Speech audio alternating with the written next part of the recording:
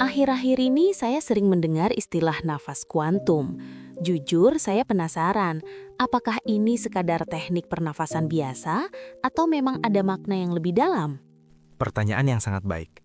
Nafas kuantum bukan sekedar teknik bernafas. Ia adalah cara memahami bahwa nafas kita terhubung erat dengan sistem syaraf, keadaan batin, dan kualitas kesadaran kita. Jadi bukan mistis, tetapi juga bukan sekedar biologis. Bukankah nafas itu otomatis? Kita bernafas tanpa perlu memikirkannya. Mengapa harus diperhatikan? Benar, nafas memang otomatis. Justru disitulah letak keistimewaannya. Nafas adalah satu-satunya sistem tubuh yang bekerja otomatis namun bisa kita sadari dan kendalikan. Ia menjadi jembatan antara tubuh sadar dan bawah sadar. Ketika nafas cepat dan pendek, tubuh masuk mode siaga.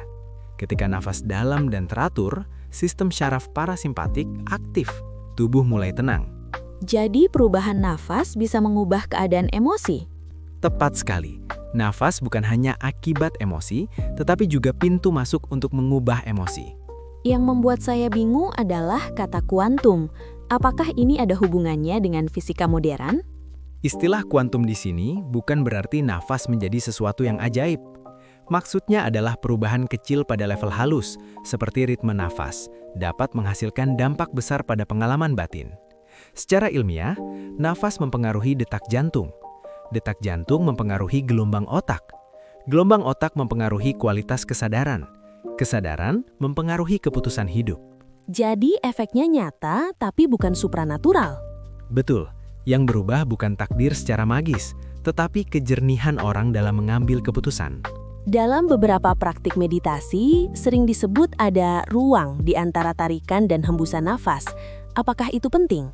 Sangat penting. Di antara tarik dan hembus nafas ada jeda singkat. Pada momen itu, aktivitas pikiran biasanya melemah. Banyak tradisi kuno menyebut titik ini sebagai pintu kesadaran. Apa yang sebaiknya dilakukan pada jeda itu? Bukan melakukan sesuatu, justru hadir dan menyadari. Tidak perlu visualisasi, tidak perlu dipaksa. Cukup rasakan keheningannya. Kalau dilihat dari sisi tubuh, apa yang sebenarnya terjadi saat kita bernafas sadar? Beberapa hal penting. Sistem syaraf parasimpatik aktif. Detak jantung menjadi lebih koheren. Otot tubuh lebih rileks. Aktivitas gelombang otak cenderung melambat. Pikiran menjadi lebih jernih. Ini semua sudah banyak diteliti dalam ilmu fisiologi dan neuroscience. Berarti praktik ini sebenarnya sangat praktis ya? Sangat praktis. Justru kekuatannya ada pada kesederhanaannya. Jika seseorang ingin mencoba, apa langkah paling sederhana? Mulai dari latihan dasar berikut. Langkah. Duduk nyaman, punggung tegak tapi rileks. Tarik nafas lewat hidung selama 4 hitungan. Tahan lembut selama 2 hitungan. Hembuskan perlahan selama 6 hitungan. Lakukan 3-5 menit. Yang terpenting, jangan mengejar sensasi apapun. Cukup amati. Bagaimana jika pikiran tetap ramai? Itu normal. Tugas kita bukan mengusir pikiran, tetapi menyadari lalu kembali ke nafas. Apakah teknik ini hanya untuk meditasi atau bisa dipakai di kehidupan sehari-hari? Justru paling bermanfaat di situasi nyata. Misalnya saat marah, cemas, hendak mengambil keputusan penting, menghadapi konflik. Ambil 1 nafas sadar sebelum bereaksi. Sesederhana itu?